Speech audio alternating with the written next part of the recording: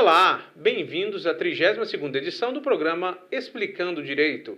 Recebemos hoje o Dr. Bruno de Oliveira Marques. Ele é juiz de direito, titular da vara especializada em ações coletivas da comarca de Cuiabá. Ele é coautor da obra Lei de Improbidade Administrativa, Comentários e Análise Comparativa. Esse livro foi lançado em fevereiro de 2024 nas dependências do Superior Tribunal de Justiça. Bruno Marques é mestre em Direito pela Universidade do Estado do Rio de Janeiro, membro do corpo docente da ESMAGES. O programa Explicando Direito tem como objetivo desenvolver conhecimento sobre temas jurídicos e sociais, visando o aperfeiçoamento das relações humanas. Seja bem-vindo, Dr. Bruno.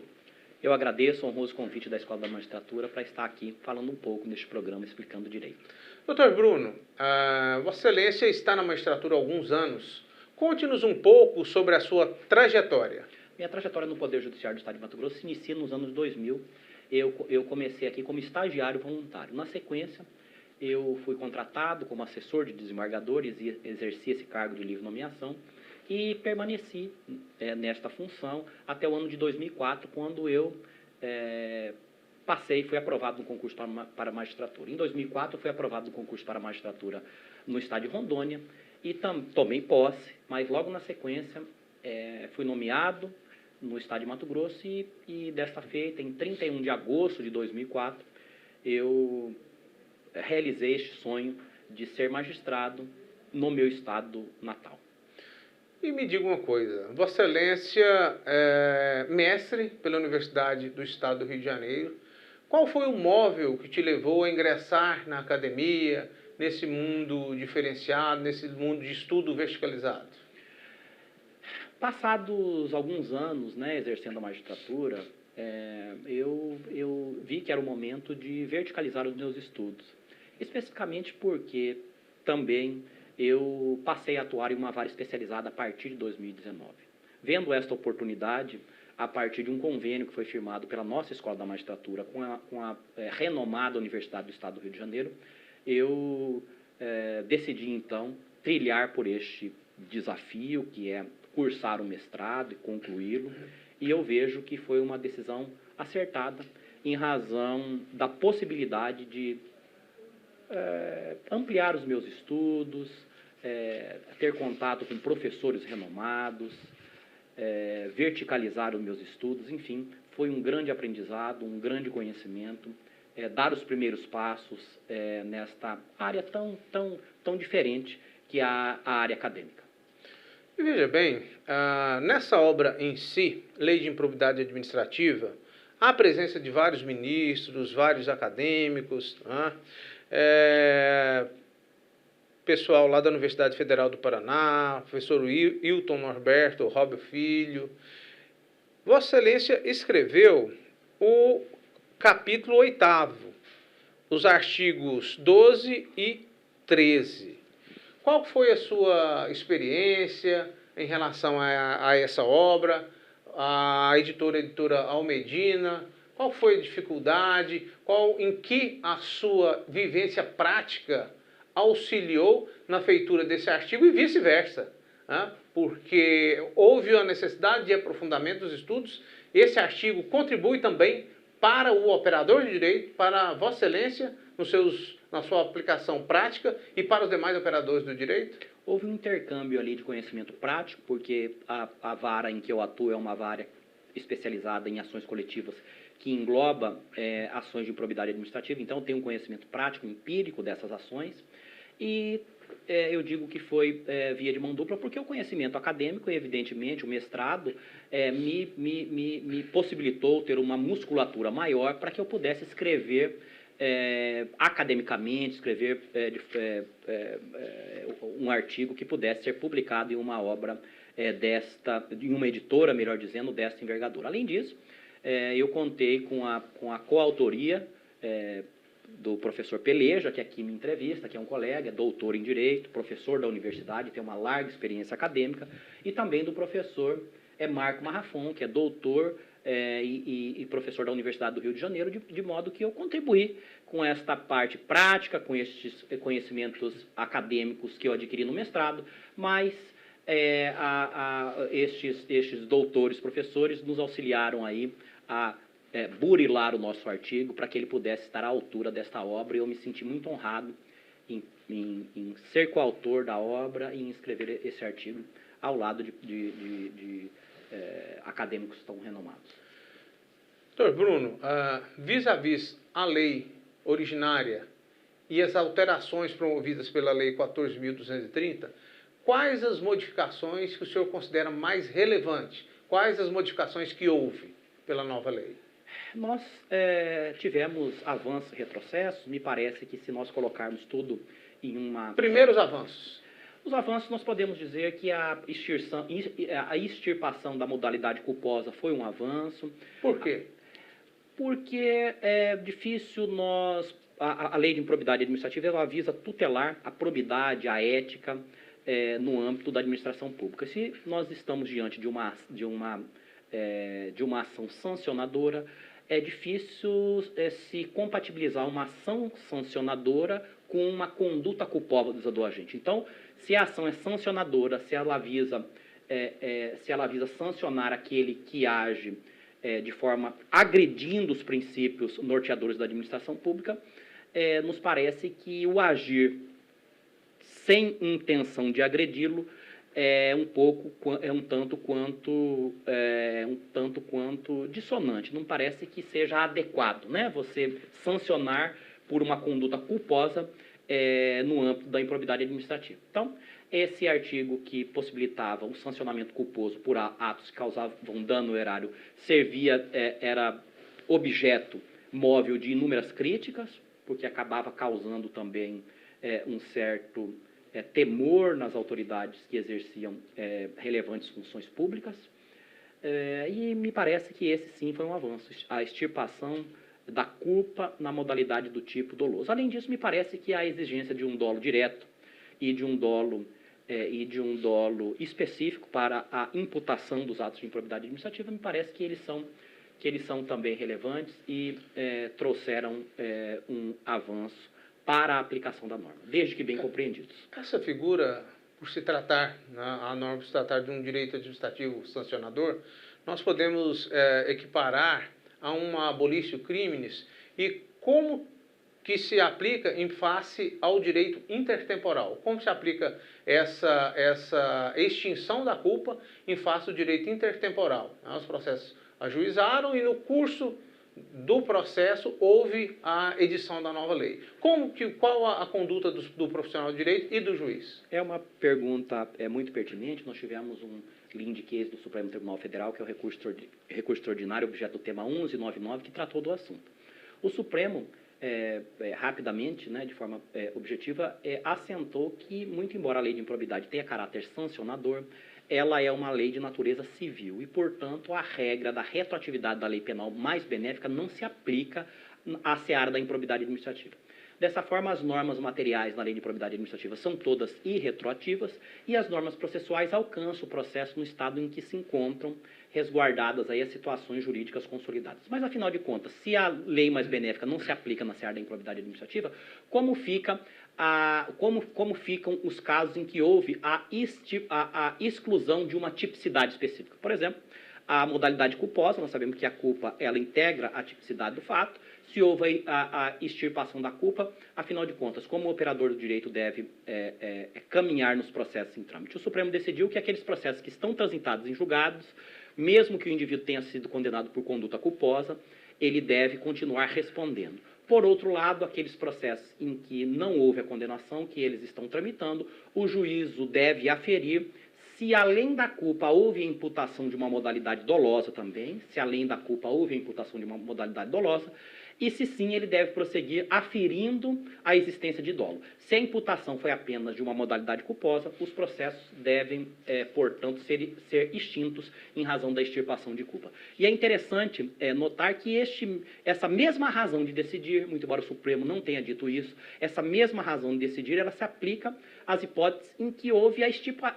exclusão de determinada tipologia, professor, como, por exemplo, na hipótese do artigo 11. No artigo 11 nós tínhamos violação a princípios, nós tínhamos se tratava de uma norma aberta, a violação, a princípio, não precisava estar especificamente descrita para configurar o ilícito. Agora ela deve estar descrita especificamente para configurar o ilícito. A razão de decidir do Supremo se aplica também a essas hipóteses. Por quê? Porque houve a exclusão de uma tipicidade. Se o processo transitou em julgado, nas hipóteses do 11, o réu continua respondendo pelas sanções impostas. Se o processo estava em trâmite, o juiz deve extinguir o processo por ausência de tipicidade. O Supremo não disse isso inicialmente. Eu, em casos concretos, me parecia que era uma consequência lógica daquele lead case, estava aplicando esse entendimento, e agora nós vemos decisões do Supremo Tribunal Federal exatamente nesse sentido, que alinhadas. A razão de decidir do lead case 1199 deve ser aplicada nas demais hipóteses de extirpação da tipicidade da norma. E assim, a carga valorativa da fundamentação do magistrado nessa seara de improbidade administrativa, ela tem que ser uma carga densa, porque se trata de uma norma nova, com interpretações por parte do Pretório Excelso, por parte do Supremo, que vão se construindo ao longo do tempo. Né? E houve aí a edição do tema que foi bem pontuado por Vossa Excelência. Estamos a falar dos pontos positivos. Tá? Então, o primeiro ponto positivo foi a extirpação da conduta culposa em sede de improbidade administrativa. Há algum outro ponto positivo? Eu posso citar na linha do que o professor acabou de mencionar, que é exatamente a descrição da norma, diretrizes que a norma impõe para a fundamentação da sentença. A norma pretérita, a norma revogada, ela não indicava, mas a norma atual, ela impõe diretrizes, inclusive se abeberando do que já tratou a LINDB, no sentido de que o magistrado deve ter em conta os efeitos práticos de sua decisão. A norma impõe também que o juízo deva decidir atento à proporcionalidade, à razoabilidade, que ele deve aferir para a fixação das sanções a gravidade e a extensão do dano, aferir se o agente, por exemplo, atuou para minorar as consequências do seu ato, aferir a culpabilidade, os antecedentes, a conduta social, enfim, a norma trouxe balizas que impõem ao magistrado um dever de fundamentação mais sério, um dever de fundamentação mais adequado, mais equânime às sanções que são aplicadas. Inclusive, impossibilitando ou deixando claro o dever do magistrado de não decidir com base em conceitos jurídicos indeterminados. Ele deve dizer a razão pela qual entende que a conduta violou a Constituição, na sequência violou a lei e na sequência violou um regramento interno, por exemplo. Ele não pode decidir com base em conceitos jurídicos indeterminados, ou seja, decidir fundamentar a subsunção de uma conduta de forma genérica da norma. Ele deve dizer por que, no caso concreto, aquela conduta violou a norma. Me parece que esse foi um grande avanço também. Essa proibição de fundamentação em cláusulas genéricas é de origem norte-americana e no Código de Processo Civil, também no artigo 489, parágrafo 1º, há essa disposição. E a lei de improbidade administrativa seguiu. E isso também... E nós tratamos na nossa obra, no nosso artigo, especificamente desse tema. Muito bem lembrado, professor. E é muito importante, por quê? Porque confere uma segurança maior ao ato sentencial. O ato sentencial é um documento público, não é um documento meramente subjetivo do julgador, ele tem que dizer o porquê, o motivo. Agora, uma outra questão, tem mais alguma questão foco positivo ou podemos mudar? Podemos mudar. Eu queria fazer uma indagação, especificamente em relação à extinção da improbidade por princípios da administração pública. Eu vi, por um lado, e essa pergunta eu faço em nível acadêmico, não em nível de Vossa Excelência como juiz de direito, como titular da vara de improbidade administrativa, mas eu vi alguns promotores que se queixavam dessa impossibilidade de improbidade administrativa por princípios. Citava alguns casos graves até.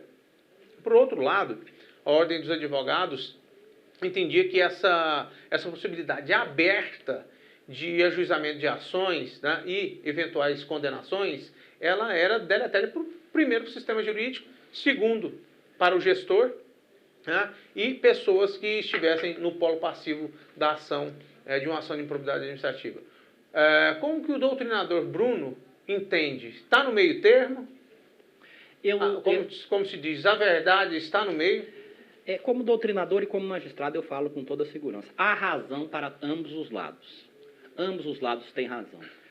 O Ministério Público de se queixar de que o tipo agora fechado trouxe um grande retrocesso, e a Ordem dos Advogados do Brasil e os gestores de uma maneira geral, ao comemorarem a reforma, porque havia uma enorme segurança jurídica. E havia, sem dúvida, uma enorme segurança jurídica, porque ofensa à moralidade é algo que é subjetivo, e, por exemplo, ofensa à moralidade ou uma ofensa à legalidade, moralidade principalmente, é algo que é subjetivo e que pode causar, a depender da interpretação feita pelo magistrado, pelo membro do Ministério Público, pode causar uma certa dificuldade no exercício de uma função administrativa. Então, havia muito subjetivismo que causava insegurança jurídica no meio daqueles que exerciam função pública. Por outro lado, a norma, a alteração da forma como foi posta, ela trouxe uma grande dificuldade em se punir condutas que ofendem a probidade da administração pública, que ofendem a ética no exercício das relações públicas, porque um ponto que deve ser lembrado é que a lei de improbidade administrativa ela não visa punir apenas o agente corrupto, ela visa tutelar a probidade no exercício do cargo. E a probidade do exercício do cargo ela pode ser violada não só por aquele que age de forma desonesta, corrupta, é a mais grave sem dúvida, mas como, por outro lado, por aquele que no exercício de suas funções, por exemplo, comete tortura, um professor comete um assédio sexual, enfim, são inúmeras condutas que também agridem a probidade, a moralidade no exercício da função pública e que não podem, essas que eu disse, não podem mais ser punidas, porque elas eram punidas com base no artigo 11 e agora o artigo 11 ele tipifica condutas, ele tipifica poucas condutas e a violação aos princípios da administração pública ficaram desprotegidos na seara, no âmbito da improbidade administrativa. Ora, mas se você disse que era meio termo, você está dizendo só pontos que dizem que a norma retroagiu. O que poderia ser feito para chegar a um equilíbrio? Eu digo, a comissão de juristas, que foi presidida pelo ministro Mauro Campbell, entregou um relatório muito ponderado sobre a reforma da lei. No entanto, esse relatório, quando o relator acatou, mas quando o autor da alteração legislativa pegou o texto, ele apresentou um substitutivo integral e o trabalho da comissão de juristas foi praticamente ignorado. E esse trabalho da comissão de juristas incluiu um artigo que permaneceu lá no artigo 11 da norma, que era a violação de princípios, que apontava a necessidade de comprovação de um dolo específico para a subsunção da conduta no 11. Então, apontava a necessidade de um dolo específico para a subsunção da conduta no 11. O que era esse dolo específico? Praticar a conduta com o objetivo de beneficiar-se ou beneficiar a terceiro. Então, a exigência desse dolo específico para a subsunção no artigo 11, por exemplo, ofensa à moralidade, eu pratiquei aquela conduta em ofensa à moralidade. Essa é a causa de pedido, é o que sustenta o Ministério Público. Mas o Ministério Público teria uma carga argumentativa maior, obrigado, porque ele teria que demonstrar que eu pratiquei essa ofensa à moralidade, mas com o objetivo de beneficiar a mim ou a terceiro. Me parece que esse dolo específico que permaneceu na norma... Uma válvula de escape? Seria algo que traria mais segurança jurídica, porque haveria necessidade de se demonstrar isso, que ele teve esse especial fim de agir. Com essa necessidade de demonstração do especial fim de agir, me parece que haveria uma segurança jurídica e nós poderíamos ter a cláusula aberta com a comprovação deste dolo específico. Seria um meio termo, o que não foi acatado. Se exige o dolo específico atualmente, e se tem cláusulas fechadas atualmente. Então, nós ficamos com dolo específico e com cláusulas fechadas, o que é um contrassenso, porque se exige o dolo específico, inclusive, quando se trata de enriquecimento ilícito. Então, o encargo argumentativo do Ministério Público, do autor, é de que praticou o ato de enriquecimento ilícito, mas que ele, além disso, deve ser comprovado que ele praticou o ato para benefício próprio de terceiro. Ora, se a norma, se o legislador, por exemplo, no artigo 9º, ele já descreveu uma conduta típica, indicando qual era o injusto que deveria ser punido, dando um exemplo, fraudar o caráter competitivo de uma licitação. Se o legislador já tipificou a conduta, indicando qual era o injusto a ser punido, não faz sentido se exigir a comprovação de um dolo específico ainda, que eu tenha praticado aquela conduta com o objetivo de beneficiar a mim ou a terceiro. Isso é um contrassenso que ficou, enfim, na norma e que vai trazer dificuldades na sua aplicação. Ok. A reboque do acordo de não persecução penal, adveio o acordo de não persecução civil. Lá na vara jurisdicionada, Vossa Excelência, como que está o volume de acordo de não persecução, em várias ações? Quais são os critérios que são objeto de ponderação para análise desses casos? A consensualidade no âmbito da administração pública é um avanço, né, que ocorreu, que tem ocorrido. Não a passos largos, mas me parece que nós chegamos em uma nova fase no âmbito da administração pública brasileira e, nesse sentido, a Lei de Improbidade Administrativa trouxe o acordo de não persecução civil. O acordo de não persecução civil, ele exige apenas, ao contrário do acordo de colaboração premiada e do acordo de não persecução penal, ambos do âmbito criminal, que exigem a confissão do fato, no acordo de não persecução civil não se exige a confissão do fato.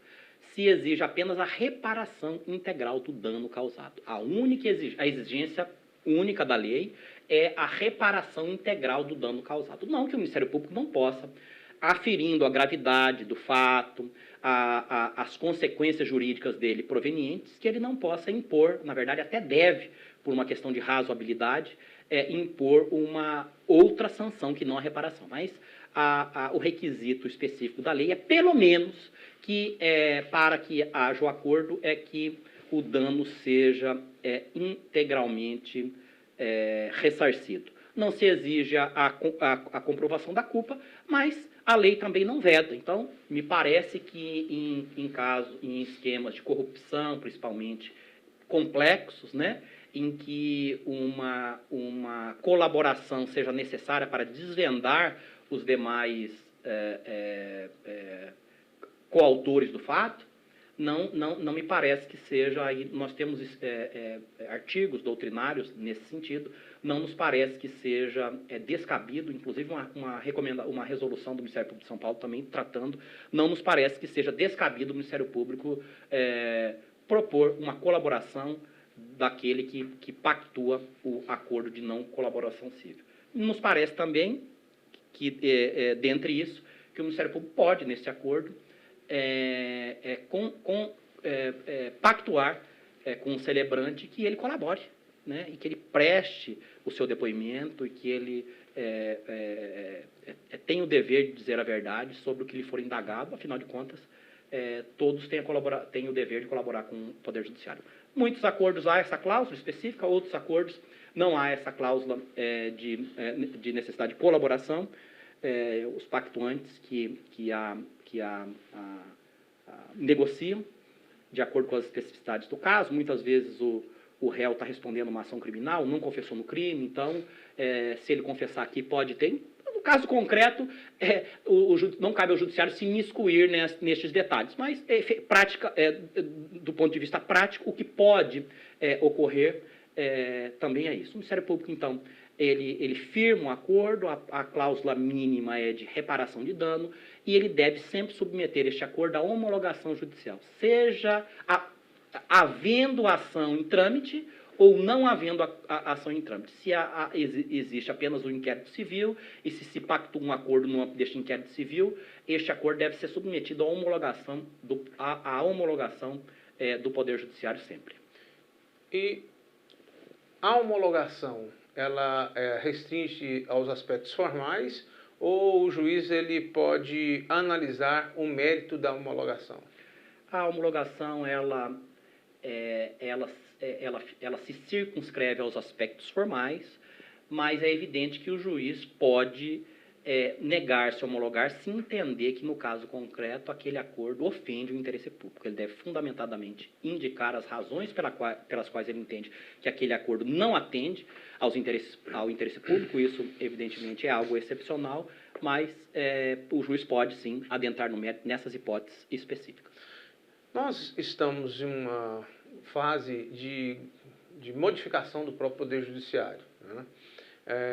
Várias situações de gerenciamento, né, de administração, duração razoável do processo no aspecto processual. A modificação dessa norma, ela contribuiu para a melhora da energia processual na vara jurisdicionada? Ou seja, houve diminuição de processos, os processos ficaram mais rápidos, são processos complicados, são processos que devem ter bastante atenção, porque normalmente as pessoas falam em morosidade, enfatiza-se apenas o aspecto do comportamento do juiz.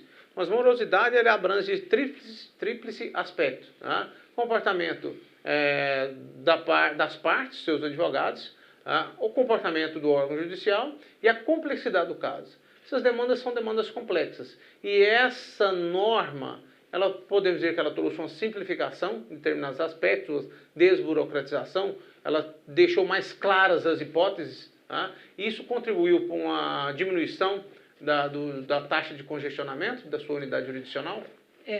A norma atual, né, a lei modificadora da lei de improbidade, eu acho que 2 pontos principais merecem destaque no que tange a celeridade processual e a solução dos conflitos. O primeiro deles é a extinção da fase de notificação prévia. Nós tínhamos uma fase de notificação prévia, como existe até hoje para os processos de competência originária, criminais de competência originária dos tribunais. Você notifica o réu para que ele preste informações preliminares, depois o juiz analisa essas informações preliminares, se receber a petição inicial, cita. Então, esse trâmite, apenas depois de citar é que o processo, evidentemente, tem seu início. Então, o início do processo era muito alongado.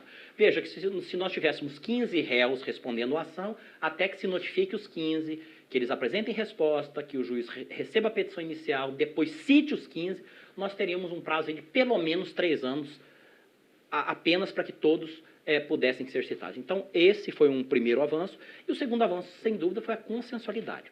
Eu verifico na prática, existem até dados que são fornecidos pelo Ministério Público em relação a isso, que muitos processos eles têm chegado a bom termo a partir de acordos firmados com o Ministério Público. E veja que esses acordos impõem a reparação do dano, eles impõem a suspensão dos direitos políticos, que é uma sanção gravíssima, eles impõem também multa civil e no mais das vezes, dano moral coletivo, impõe um valor a ser reparado a título de dano moral coletivo. Então, os acordos eles têm possibilitado que se chegue que se resolva estas questões graves por intermédio da consensualidade em um tempo razoável. Nota-se que no Brasil nós temos a cultura da sentença. Nós temos que lutar pela cultura da mediação, da conciliação, né? E os outros atores, o judiciário ele tem que ser a última das opções. E os outros atores do sistema, eles têm que desenvolver os seus trabalhos. Então, como mencionado Vossa Excelência, essa possibilidade trazida pela nova lei, ela, com responsabilidade, ela consegue desenvolver melhor todo esse sistema, acaba por auxiliar na criação dessa cultura, no caso, impondo restrições, mas nós temos aí um acordo que é realizado. E por último, uma breve pontuação, improbidade administrativa e eleições de 2024, gostaria de fazer alguma pontuação? Nós trouxemos a improbidade administrativa, a lei de improbidade administrativa, a condenação a lei de improbidade, as sanções da lei de improbidade administrativa, elas acarretam inelegibilidade, como nós sabemos, né? O gestor público foi condenado pela prática de improbidade administrativa que configura enriquecimento ilícito e dano ao erário, desde que tenha sido aplicada a sanção de suspensão de direitos políticos, ele está inelegível, é o juiz eleitoral que vai aferir essa inelegibilidade no momento do registro da candidatura. Então, a lei de improbidade, ela dialoga diretamente com a capacidade eleitoral passiva, né? Que é a capacidade de ser votado, mas mais do que isso, a própria Constituição, lá no seu artigo 14, parágrafo 9º, ela diz, ela acentua que a lei regulamentará outras hipóteses de inelegibilidade com vistas a tutelar a probidade no exercício das funções e a moralidade também no exercício das funções públicas. Então, o 14, parágrafo 9º remete à probidade no exercício, no exercício das funções públicas, no que diz respeito a inelegibilidades eleitorais, que é a Lei 64 de 90. E, além disso, quando a gente trata de probidade no exercício das funções, para aqueles mandatários que estão no exercício do cargo e irão concorrer à reeleição ou irão apoiar algum correligionário, nós já pensamos rapidamente lá na lei 9.504, né, que é a lei das eleições, que é a Lei Geral das Eleições, que trata lá das condutas vedadas aos agentes públicos, que tratam especificamente do que a lei da improbidade visa tutelar, que é a probidade do exercício do cargo, que é não utilizar o cargo para interesses alheios que não sejam ao interesse público primário. E nós temos lá a lei das eleições, tipificando, né, professor, diversas condutas vedadas a agentes públicos com vistas a tutelar esse valor primordial. Ok, doutor Bruno, nós vamos encerrar o nosso programa. Recebemos hoje o juiz, professor e escritor Bruno de Oliveira Marques, que é coautor de obra. O livro está disponível na Biblioteca da ESMAGES, nas melhores livrarias também, e pode ser conferido a qualquer momento, está à vendagem nas livrarias. Doutor Bruno, muito obrigado pela sua colaboração nesta 32ª edição de nosso programa. Esse programa é uma produção da Escola Superior da Magistratura de Mato Grosso, desembargador João Antônio Neto. As edições anteriores podem ser conferidas no Instagram ESMAGESMT ou no YouTube do Tribunal de Justiça Oficial. Equipe técnica, obrigada por estar conosco e até a próxima edição.